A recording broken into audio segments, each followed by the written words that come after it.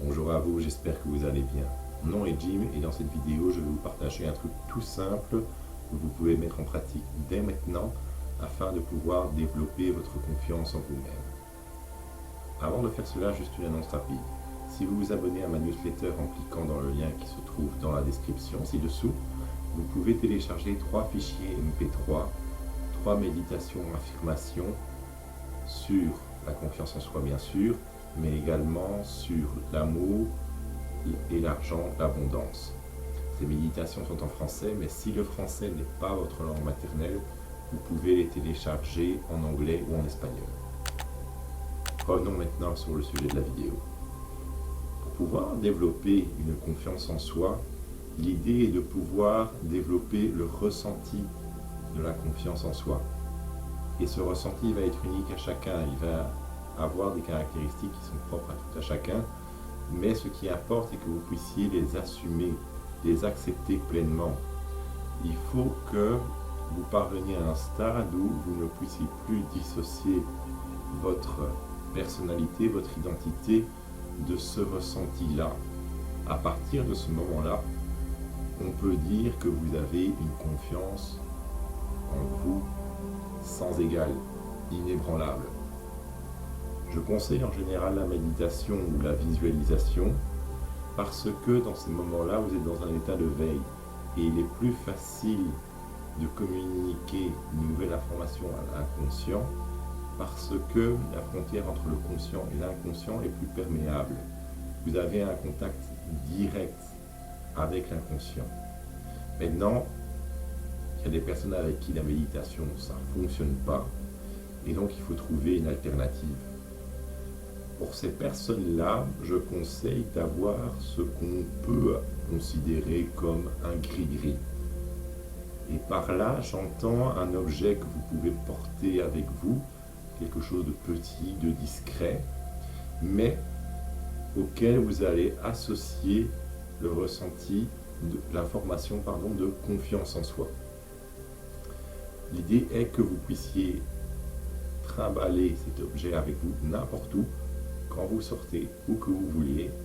Je conseille en général que l'objet soit suffisamment discret, mais ce qui importe, c'est que cet objet fasse sens pour vous, vous évoque bien la confiance en soi. Cela peut être n'importe quoi comme objet. Vous vous y mettez le sens que vous voulez, ce qui importe c'est que ça fasse pleinement sens pour vous. Ça peut être une pierre toute simple, ça peut être, je ne sais pas moi, un anneau, ça peut être une bague, ça peut être un médaillon, ça peut être même les vêtements que vous portez. Vous pouvez choisir un type de vêtement précis, une couleur qui va évoquer pour vous la confiance en vous. Ce qui importe est de le faire constamment et régulièrement. C'est par la répétition et par l'habitude, en vous disant bien que lorsque vous avez cet objet avec vous, vous vous rappelez que vous avez confiance en vous-même, que l'inconscient va associer l'objet au symbole. Il va associer l'objet à l'information de conscience. L'inconscient a besoin de temps pour soi, il a besoin de répétition. Donc c'est quelque chose que vous devez faire régulièrement, constamment. Cela peut prendre environ quelques jours allez, le maximum que j'ai eu avec mes clients, c'était 1 mois et 6 jours, si je me souviens bien.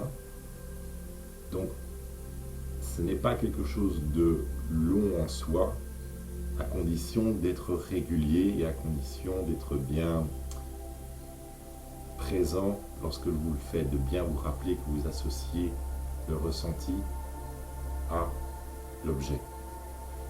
Maintenant, au bout d'un certain temps, le sentiment de confiance en soi va donc devenir présent, va être accepté, mais l'idée est que vous puissiez avoir le ressenti sans l'objet également.